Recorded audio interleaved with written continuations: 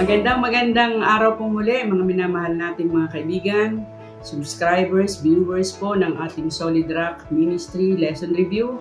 Kami po'y muling bumabati sa inyo ng magandang araw. Tayo po'y muling magsasama-sama sa loob ng ilang minuto upang pag-aralan po natin ang panibagong lesson sa linggo ito. Ang ating pong pamagat ngayon sa ika-12 na topic ay mga taga-pagpauna. Subalit, kagaya po ng ating palagiang ginagawa, narito po sila: Lailani, Marie Abacan, Julio Rituya, Bromel Encina, Mary Jane Lodana, Jeremias Corpus, Jojo Fajardo Lucero Soblatin, Miena Medina, Marilyn Legaspi, Julieta Panganiban, Shimi Historillo, Jimmy Dayok, Mary Jane Tornilla, Noel Bombeo, Daniel Macaranas, Lydel Roan David, Mias Agapay, Jones Satu Romero, Alwin Bautista, Edwin Gonzalez, Emilio de la Cruz, Renz Romero, Juliana Balbastro, Florinda Custudio, Venancio Marquez, Yodi Avenido, Jolie Andrea, Flor Dagus, Ruben Valentino, Lea Santos, Er Lumalang, Johnny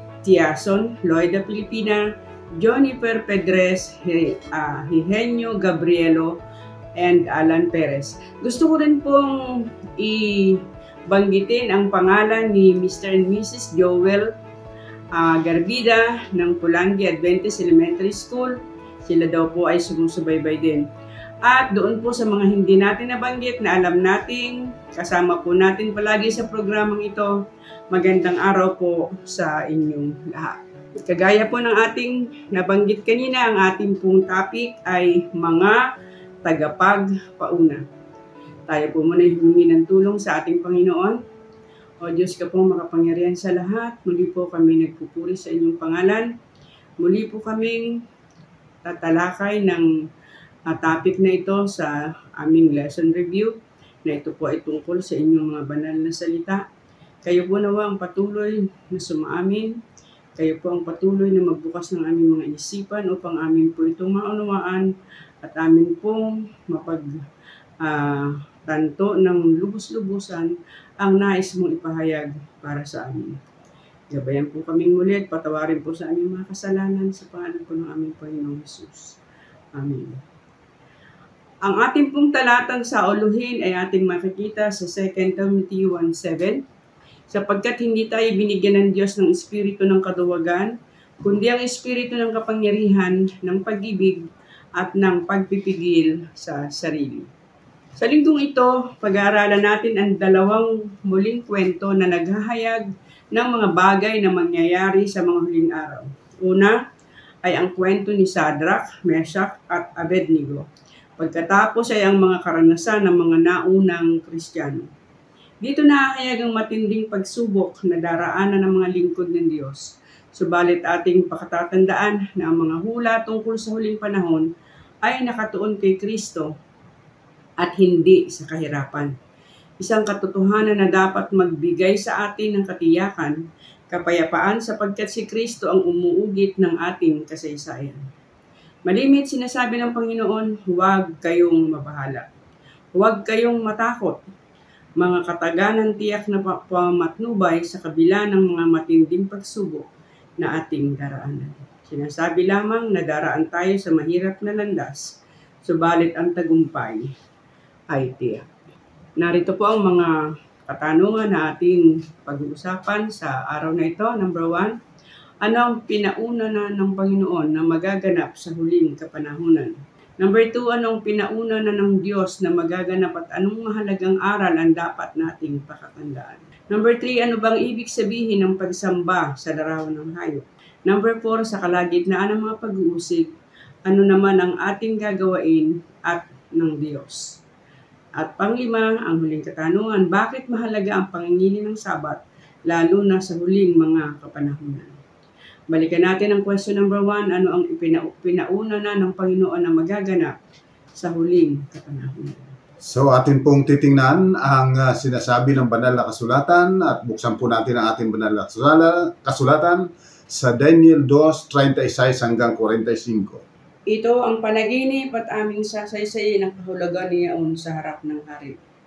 Ikaw, O Hari, ay hari ng mga hari na pinagbigyan ng Diyos sa langit ng kaharian, ng kapangyarihan at ng kalakasan at ang iyong kaluwalhatian. At alinmang tinatahanan ng mga anak ng mga tao, ang mga hayop sa parang at ang mga ibon sa impapawid, ay ibinigay sa iyong kamay at pinapagpuno ka sa kanilang lahat. Ikaw ang ulo na ginto. At pagkatapos mo ay babangon ng ibang kaharian na mababa sa iyo at ang ibang ikatlong kaharian na tanso na magpupuno sa buong lupa. At ang ikaapat na kaharian ay magiging matibay na parang bakal, palibase ang bakal ay nakadudurog at nakapagpapasuko ng lahat ng mga bagay. At kung paanong dinidikdik ng bakal ang lahat na ito, siya ay magkakaputol-putol at madidikdik. At yamang iyong nakita na ang mga paa at mga daliri, ang isang bahagi ay putik na luto ng magpapalayo, at ang isang bahagi ay bakal ay magiging kahariang hati. Ngunit magkakaroon niya ng kalakasan ng bakal, yamang itong nakita na ang bakal ay naghahalo sa putik na luto. At kung paano ang mga daliri ng paa ay bakal ang isang bahagi at ang isang bahagi ay putik, magkakagayon ng kaharian ng isang bahagi ay matibay at isang bahagi ay marupok. At yamang iyong nakita na ang bakal ay nahaluan ng putik na luto, sila ay magkakahalo ng lahi ng mga tao. Ngunit hindi sila magkakalakipan gaya ng bakal na hindi lumakip sa putik. At sa mga kaarawan ng mga hari niyaon, ay maglalagay ang Diyos sa langit ng isang kaharian na hindi magigiba kailanman, o ang kapangyarihan man niyaon, iiwan sa ibang bayan, kundi pagpuputol-putulin at lilipulin niya ang lahat na kahariang ito at yaoy lalagi magpakailanman. Yamang iyong nakita na ang isang bato ay natibag sa bundok, hindi ng mga kamay at pumutol ng mga bakal, ng tanso, ng putik, ng pilak at ng ginto. Ipinaalam ng dakilang Diyos sa hari kung ano ang mangyayari sa harapin at ang panaginip ay tunay at ang pagkakapaaninaw niya ay tapat. So maliwanag po ang sinasabi ng banal na kasulatan na magkakaroon ng paiba-ibang mga kaharian mula doon sa Babylonia, dumating ang Medo-Persia, ang Gresya, ang Roma, at pagkatapos ito'y magkakahati-hati. At sa panahon na ito ng pagkakahati-hati, ang wika, ang Panginoon sa langit, ay magtatayo ng kanyang kaharian na hindi lilipas kailanman at hindi na ipagkakaloob pa sa sino paman sa lupang ito, kundi ang Panginoon na po ang siyang maghahari magpasa walang hanggan. At dito po ay pinapaalam sa atin na sa huling kapanahunan bago mangyari ang pagtatatag ng kaharian ng Diyos, ang pagkakahati-hati ay siyang mangingibabaw. At alam po natin na magmula noon hanggang ngayon, hindi na nagkaroon ng isa pang buong sanglibutang imperyo. Hindi katulad noong una. Ito'y nagkahati-hati at patuloy na nagkakahati-hati. Bagaman wika, ito ay magkahalo-halo ng dugo, magkahalo-halo ng lahi. Kailanman hindi na ito magkakaisa. Kailanman hindi na ito muling mabubo bilang isang imperyo. At samantalang ito'y nagkakahati-hati, ang Diyos naman ay magtatatag ng kanyang kaharian. At ito ang ating pag-asa, ito ang ating hinihintay, ang pagtatayo ng Panginoon ng kanyang kaharian na kung saan kanyang ipagkakaloob sa kanyang minamahal na bayan. Okay po, at pangalawa pong katanungan, ano ang pinauna na ng Diyos na magaganap at anong mahalagang aral ang dapat nating pakatandaan? Ayan, titingnan po natin ngayon ang sinasabi sa Daniel 3:15 hanggang 18. Ano naman po ang mahalagang aral dito na dapat nating matutunan? Kung kayo nga'y magsihanda sa panahong inyong marinig ang tunog ng korneta, ng plauta, ng alpa, ng sambuko, ng salterio, ng gaita, at ng lahat ng sari-saring panugtog na mga nagpapatira pa at magsisisamba sa larawan na aking ginawa, mabuti. Ngunit kung kayo hindi magsisamba, kayo ihahagi sa oras din yaon, sa gitna ng mabangis na hornong nagniningas, at sinong Diyos ang makakaligtas sa inyo sa aking kamay. Si Shadrach, si Meshach at si Abednego ay nagsasagot, nagsabi sa hari, O Nabucodonosor, kami walang kailangan na magsasagot sa iyo sa bagay na ito.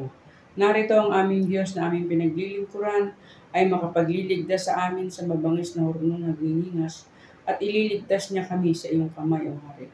Ngunit kung hindi, talastasan mo, O Hari, na hindi kami maglilingkod sa ibang Diyos, ni magsisamba man sa larawang ginto na iyong itinayo. Ayan. Dito po ay binabanggit si Nabucodonosor ng Babylonia. At alam po natin na ito ay naglalarawan sa spiritual Babylon sa huling kapanahunan. Ano po? Ano ba ang pagiging Babylonia ang sinasabi rito? Alam po ninyo, ang pagiging Babylonia ay hindi nangangahulugang pagiging ignorante sa salita ng Diyos. It is not ignorance but defiance. Ito po ang nagkukumpos ng tinatawag na Babylonia. Yung nakikilala ang Diyos, datapwat tinatanggihan na kilalanin ang Diyos. At ito ang ginawa ni Nabucodonosor at ito ang muling gagawin sa huling kapanahunan ng spiritual Babylon. So, tatandaan po natin na ang Babylonia, ang ibig sabihin po ay defiance sa mga salita at kapahayagan ng Diyos. Yan ang pagiging Babylonia. At tatanda po natin na kapag itong Babylonia ito ay ipinilit na ang tao ay sumamba o sumunod sa kanyang mga kautusan, pakatatandaan, huwag tayong matakot. Ito ay magbabanta ng kamatayan, subalit hindi tayo dapat na matakot. Bakit? Sapagkat maliwanag po ang sinasabi, ang aming Diyos ay makapagliligtas sa amin mula sa iyong kamay. Subalit kung hindi, tandaan mo, o mahal na hari, hindi kami sasamba sa iyong larawan. So ito po ang mahalagang aral na dapat nating matutunan. Kinakailangan na tayo ay manindigan sa katotohanan, sapagkat ang Diyos ay makapagliligtas sa atin. Subalit maaaring alang-alang sa iba o alang-alang sa ikabubuti ng Ebanghelyo at ipagtatagumpay nito, ipapahintulot ng Diyos ang kamatayan sa atin. Subalit pakatatandaan, palaging ang Diyos ang may kontrol. Maaari niya tayong iligtas, subalit maaari rin na ipagkaloob ang ating buhay para sa iba pa na mananampalataya. Katulad po ng nangyari noong unang siglo ng Kristyanismo, na kung saan habang kanilang inuusig at pinagpapatay ang mga alagad, lalo namang kumakalat ang Ebanghelyo at lalong marami ang nananampalataya, nagtitiwala at nagiging handa para sa pagbabalik ng ating Panginoon. So tandaan, ang Babylonia sisikapin na labagin ang salita ng Diyos at ipilit ito at magbanta ng kamatayan, subalit pagtatandaan, ang aking Diyos ay makapagliligtas. Subalit maaari rin na hindi tayo iligtas, subalit pagtatandaan, it is always for the good of those who love God. At ngayon po sa ating pangatlong katanungan, ano ba ang ibig sabihin ng pagsamba sa larawan ng hayop? Ayan, tingnan po natin sa Apokalipsis 13, 15 hanggang 17. At siya ay pinagkaloobang makapagbigay ng hininga sa larawan ng hayop, upang ang larawan ng hayop ay makapangusap at maipapatay naman ang lahat na hindi sumasamba sa larawan ng hayop. At ang lahat, maliliit at malalaki at mayayaman at mga dukha, at mga laya at mga alipin, ay pinagbigyan ng isang tanda sa kanilang kanang kamay o sa noo. At nang huwag makabili o makapagpabili ang sinuman, kundi siyang mayroong tanda sa makatuwid ay ang pangalan ng hayop o bilang ng kanyang pangalan. So, pagkatatanda po natin na ang sinasabi, kagaya ng nabanggit ko po kanina, yung imahe ay simbolo ng defiance. Defiance to the Word of God. Anumang turo, anumang aral na hindi nagmumula sa salita ng Diyos, ito ay larawan, ito ay larawan ng hayop. Sapagkat ang hayop, ang wika sa Daniel 7:25, kanyang babaguhin, siya ay magsasalita ng laban sa Diyos at kanyang babaguhin ang panahon at ang kautusan. Yan po ang sinasabi. So, ibig sabihin, ito ay talagang i-define niya yung Diyos. So, anumang mga turo, anumang mga aral na hindi ayon sa salita ng Diyos, ito ay simbolo ng paglaban sa Diyos at ito ay pagsamba sa larawan ng hayop. O ibig sabihin, ating sinusunod yung hayop. Tingnan po natin sa Kapitulo 14, 11 at 12. Ano ang sinasabi? At ang usok ng hirap nila ay nagpapailan lang, magpakailan-kailanman, at sila'y walang kapahingahan araw at gabi. Silang mga nagsisisamba sa hayop at sa kanyang larawan, at sino mang tumanggap ng tanda ng kanyang pangalan. Narito ang pagtitiyaga ng mga banal na mga nagsisitupad ng mga utos ng Diyos at ng pananampalataya ni Jesus. So, maliwanag po, ang pagsamba o ang pagsunod, pagpasakop sa hayop na siyang nagbago ng salita ng Diyos, ito ay pagtanggap ng kanyang tanda. Tingnan pa natin sa Roma 1:18 ang sinasabi. Sapagkat ang puot ng Diyos ay nahahayag mula sa langit laban sa lahat na kasamaan at kalikuan ng mga tao na mga sinasawata ang katotohanan ng kalikuan. Yeah. So, maliwanag po, yung sinasawata ang katotohanan ng kalikuan. Ito po yung pagsamba sa hayop kasi yun po ang larawan ng hayop. Paglabag sa salita ng Diyos, sa mga kautusan ng Diyos. Kaya kapag inyo pong tiningnan, itong Babylonia, wika, ay nagpainom ng alak ng kanyang kagalitan, ng kanyang pakikiapid. Kapag tiningnan po natin sa Isaiah 29, makikita po natin na mula sa talatang 9 hanggang 14, na makikita natin na yung alak na sinasabi pala, yung spiritual na alak, ay yung mga turo na base sa utos ng tao, hindi ayon sa utos ng Diyos. So ito po yung sinasabi na pagsamba sa hayop. Yung pagsunod sa mga turo at aral na wala sa salita ng Diyos, kundi nasa mga tradisyon. Okay, at ngayon po sa ating pang-apat na katanungan, sa kalagitnaan ng mga pag-uusig, ano naman ang ating gagawin at ng Diyos?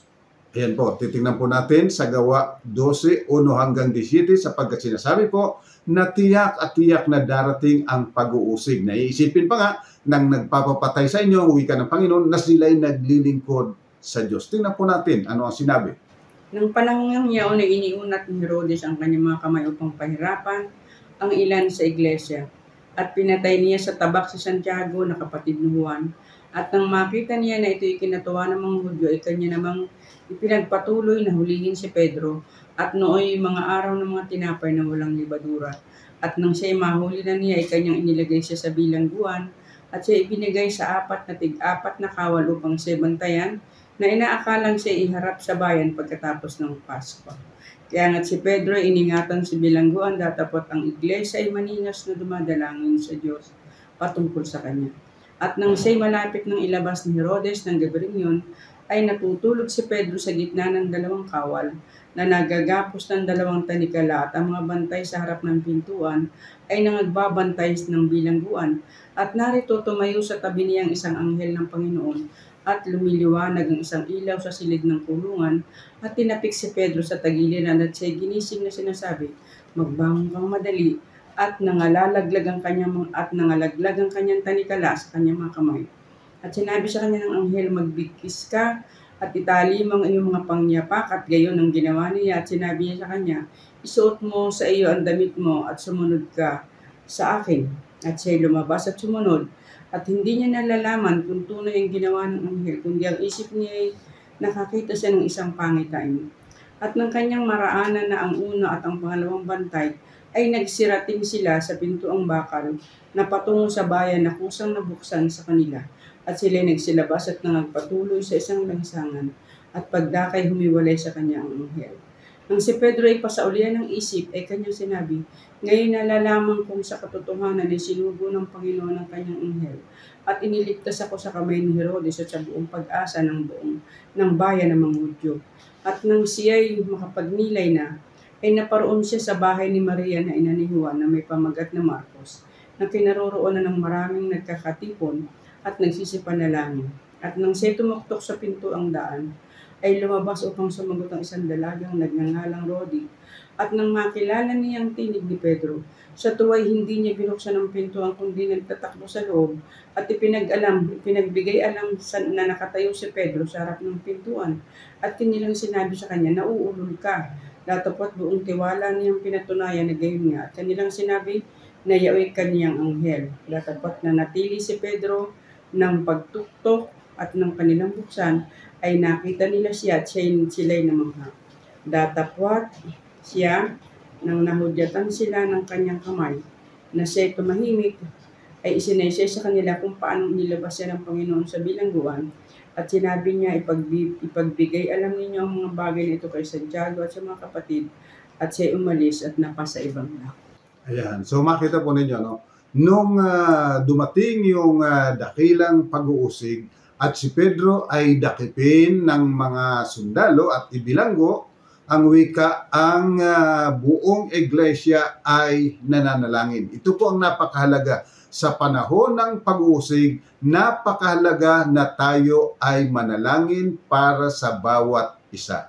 Subalit manalangin tayong mayroong pananampalataya at pagtitiwala sa kapangyarihan at pangunguna ng mahal na Diyos. Mapansin po ninyo na sila'y hindi makapaniwala nung tugunin ng Panginoon yung kanilang dalangin.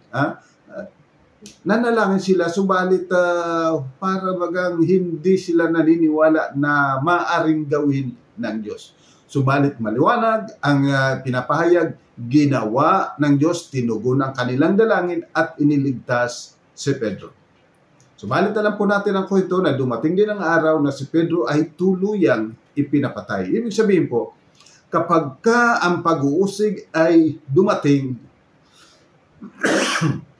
pakatatandaan na kapag hindi pa tamang panahon para tayo ay mamatay, hindi pa hihintulot ng Panginoon na tayo'y mamatay.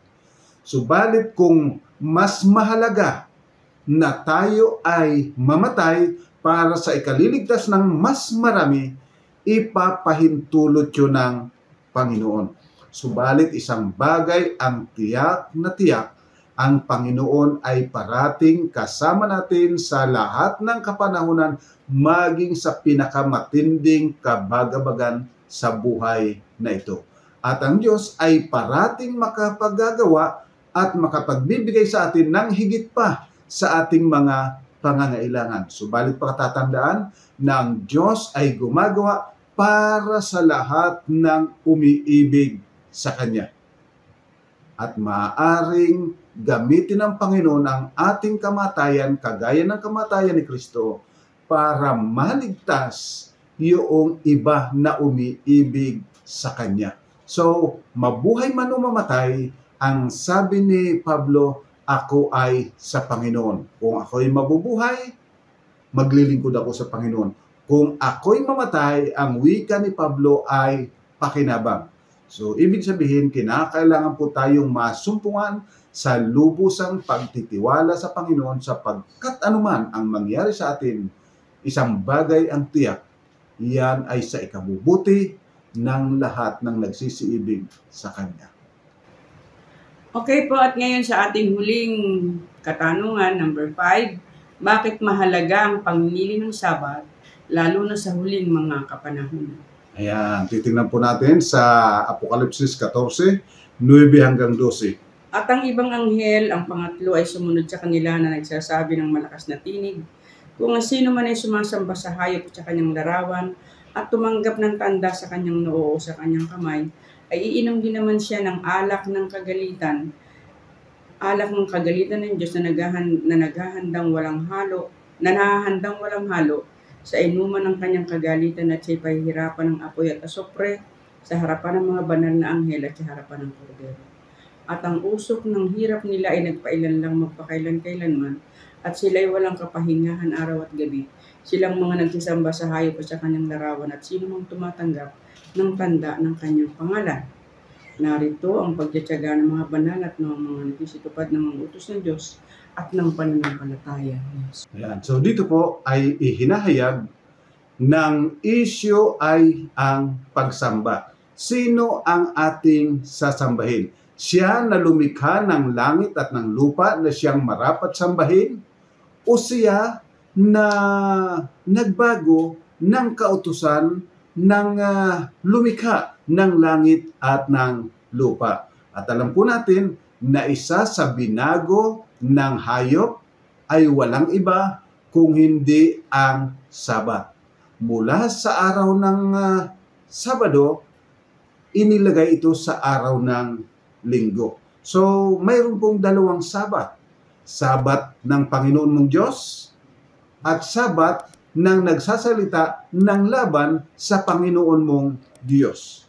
O ibig sabihin, nagtuturo ng laban sa turo ng Panginoon mong Diyos. Sino ang iyong sasambahin? Sino ba talaga ang marapat sambahin? Sino ba talaga ang marapat sundin? Sino ang marapat na pahalagahan? Yung lumikha ng langit at nagtahan sa ikapito at ito ay kanyang binanal? O yung nag-aanyong Diyos na makapangyarihan na may kapangyarihan baguhin pati na ang kautusan ng Diyos? So, sino nga po ba ang ating sasambahin? Sino ang ating pahalagahan? Sapagkat yung salitang worship ay mula sa salitang worthship. Sino ang binibigyan natin ng halaga?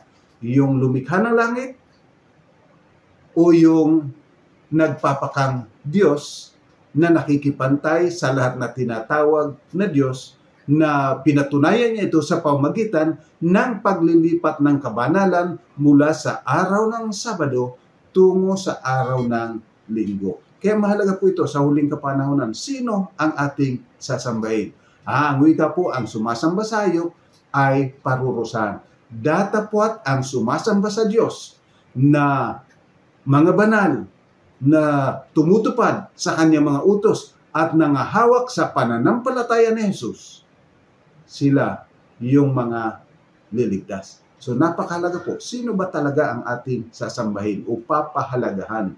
Ang Diyos na lumikha ng langit, naghayag ng kanyang kautusan, o yung nagsasabing siya ay may kapangyarihan na pigilin kahit na ang kapangyarihan sa langit at baguhin ang kautusan. So napakahalaga po niyan sa huling kapanahunan. At dito po natatapos ang ating talakayan sa araw na ito. Narito po ang summary ng ating mga pinag-usapan ngayon. Number 1, ayon sa hula, pinaunahan na ng Diyos na siya ang magtatatag ng kahariang hindi lilipas kailanman. Pangalawa, sa mga pag-uusig, magagawa ng Diyos na ang kanyang bayan ay iligtas o hindi iligtas. Subalit ito ay upang makapagligtas sa lahat ng umiibig sa Diyos. Number 3, ang pagsamba sa larawan ay nangangahulugang pagsamba o paglilingkod na laban sa salita ng Diyos. Number 4, ang tanging sandata sa pag-uusig ay panalangin at pananampalataya. At number 5, ang Sabat ay nagpapakilala kung sino ang ating sinasamba, Sabat ng Diyos o Sabat ng hayop. So mga minamahal, sana po ay nakatulong sa atin ang ating maikling pag-aaral na ito. Pagpalain po tayo. Tayo po'y manalangin. Ama po namin banal, muli po kami lumalapit sa iyong banal na harapan, nagpapasalamat, nagpupuri sa iyong kadakilaan. Salamat po sapagkat inayag mo ang mga bagay bago pa man ito mangyari upang aming malaman at upang kami ay makapagpili kung sino ang aming sasambahin, kung sino ang aming susundin. O Amang Banal, tulungan nawa kami ng Banal na Espiritu na makasunod ng lubusan sa iyong mga kautusan. Magpasakop kami ng lubusan sa iyong kapangyarihan na kami puspusin ang pananampalataya at pagtitiwala na anuman ang mangyari sa sanglibutang ito, kami laging magtiwala na ikaw na aming Diyos ay gumagawa alang-alang sa ikaliligtas ng lahat ng umiibig sa iyo. Pagpatawad po nawa lahat ng aming pagkukulat at pagkakasala sa ngalan po ng aming Panginoong Jesus. Amen. Sumuhin po ang pagpapala ng Panginoon ay sama-sama nating tamasahin. Pagpalain po tayo. God bless po mga kapatid.